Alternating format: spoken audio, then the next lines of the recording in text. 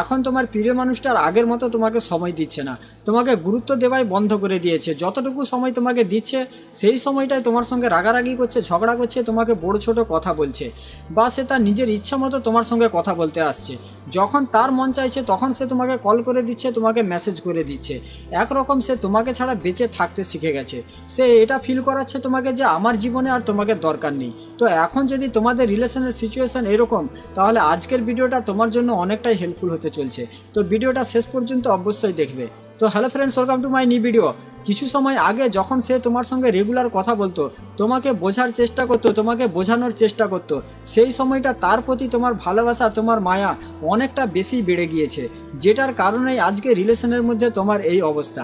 অনেকের রিলেশনের মধ্যে এরকম দেখা যায় যে 2 মাস, 3 মাস, 5 মাস, 6 মাস পরে তার প্রিয় মানুষটা তাকে ইগনোর করতে শুরু করে দেয়।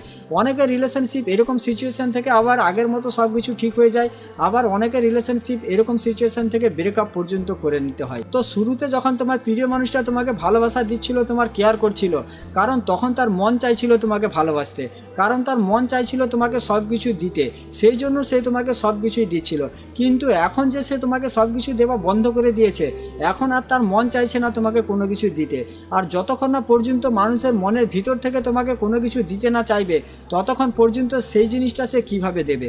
সামান্য একটা এক্সাম্পল ধরে নাও, আমি যদি তোমাদেরকে বারবার বলি যে ভাই আমাকে সাবস্ক্রাইব করো, আমাকে সাবস্ক্রাইব করো, তাহলে কি তুমি আমাকে সাবস্ক্রাইব করবে? কখনোই করবে না, যতক্ষণ না পর্যন্ত তোমার মন না চাইবে। যখন তোমার মন চাইবে তখন তুমি সাবস্ক্রাইব করবে, বা তুমি যদি আমার কাছ থেকে কোনো হেল্প পেয়ে থাকো তখন তুমি সাবস্ক্রাইব করবে।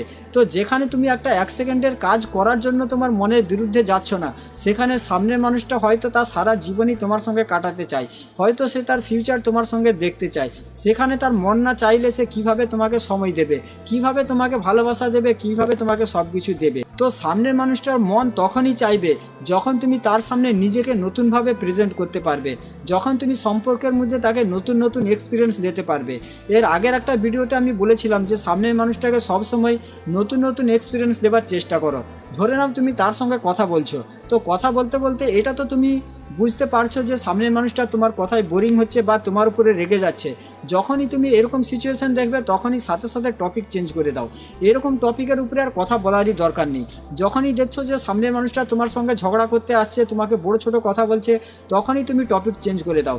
তুমি তাকে সেরকম কোনো কিছুই কথা বলবে না যে কথা বললে সে তোমার উপরে রেগে যাবে বা সে তোমাকে উল্টোপাল্টা কথা বলবে। শুরুতে সে তোমাকে ভালোবাসা দিচ্ছিল, তোমাকে গুরুত্ব দিচ্ছিল, কারণ তখন তার কাছে তোমার ভালোবাসা, তোমার কেয়ারিং, তার কাছে এগুলো একটা নতুন জিনিস ছিল, যেটার কারণে তার কাছে সব কিছু ভালো লাগছিল, সেই জন্য সেও তোমাকে সব কিছুই দিচ্ছিল।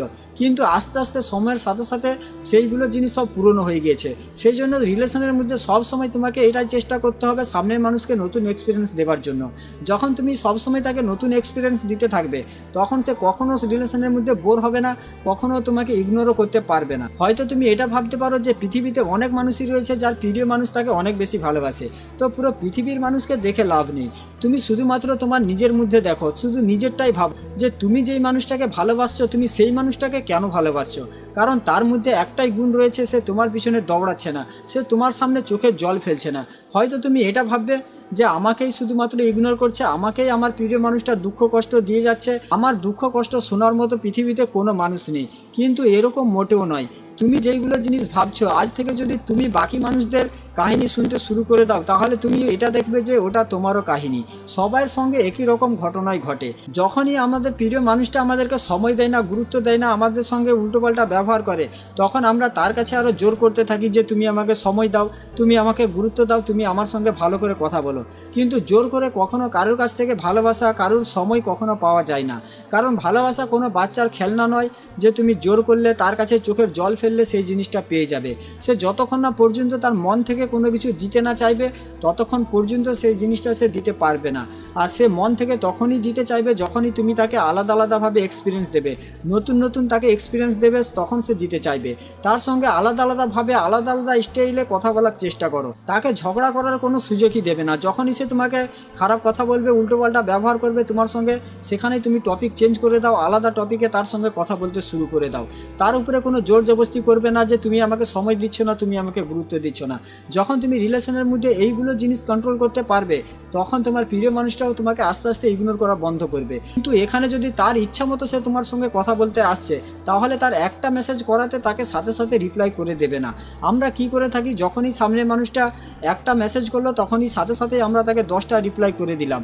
হয়তো সে 15 দিন তোমার সঙ্গে কথা বলেনি, 1 মাস তোমার সঙ্গে কথা বলেনি, 10 দিন তোমার সঙ্গে কথা না বলে সে থেকে যাচ্ছে, তারপরে তোমাকে একটা মেসেজ করে দিচ্ছে আর তুমি সাথে সাথে রিপ্লাই করে দিচ্ছ। সত্যিই যদি সে তোমার সঙ্গে কথা বলতে চায়, সত্যিই যদি সে তোমার সঙ্গে কথা বলতে আসে, তাহলে সে একটা মেসেজ করে তোমার জীবন থেকে গায়েব হয়ে যাবে না। সে তোমাকে বারবার মেসেজ করবে, সে তোমাকে বারবার কল করবে, তোমার সঙ্গে বারবার যোগাযোগ করার চেষ্টা করবে। কিন্তু আমাদের মাইন্ড এরকমই কাজ করে, যখনই আমরা কাউকে ভালোবাসি আমরা শুধুমাত্র তাকে নিয়ে পজিটিভ চিন্তা ভাবনাই করি যে ও আমাকে অনেক ভালোবাসে, ও আমার সঙ্গে এরকম ব্যবহার করতে পারবে না, যেটার কারণে সে যখনই একটা মেসেজ করে দিল বা একটা কল করে দিল, তখনই আমরা এটা ভেবে নিলাম যে ও একটা মেসেজ করেছে মানে, ও একবার কল করেছে মানে তাহলে ওর মন পাল্টে গেছে, ও আমার সঙ্গে ভালো করে কথা বলবে। কিন্তু এরকম হয় না। যখন তুমি এটা দেখবে যে সে তোমাকে বারবার মেসেজ করছে, বারবার কল করছে, তোমার সঙ্গে যোগাযোগ করার চেষ্টা করছে, তখন তুমি তার সঙ্গে কথা বলতে যাবে। তো রিলেশনের মধ্যে যদি তুমি এইগুলো জিনিস ফলো করতে পারো, যে সামনের মানুষটাকে তোমার সঙ্গে ঝগড়া করার কোনো সুযোগই দেবে না, ঝগড়া করতে আসলেই টপিক চেঞ্জ করে দেবে, সবসময় তাকে নতুন নতুন এক্সপিরিয়েন্স দেওয়ার চেষ্টা করবে, আলাদা আলাদাভাবে তার সঙ্গে কথা বলবে, যে টপিকের উপরে সে বোর হচ্ছে সাথে সাথে সেই টপিক চেঞ্জ করে দিয়ে আলাদা টপিকে কথা শুরু করে দাও। এইগুলো জিনিস যখন সম্পর্কের মধ্যে করবে, তখন সামনের মানুষটা কখনো তোমাকে ছেড়ে যেতে পারবে না, তোমাকে ইগনোরও করতে পারবে না। ঠিক আছে, তো আজকের ভিডিওটা এখানে শেষ করছি। সবাই ভালো থাকবেন। ভিডিও ভালো লাগলে চ্যানেলটা সাবস্ক্রাইব করে রাখবেন, আর ভিডিওটা বন্ধু বান্ধবীদের সঙ্গে অবশ্যই শেয়ার করে দেবে।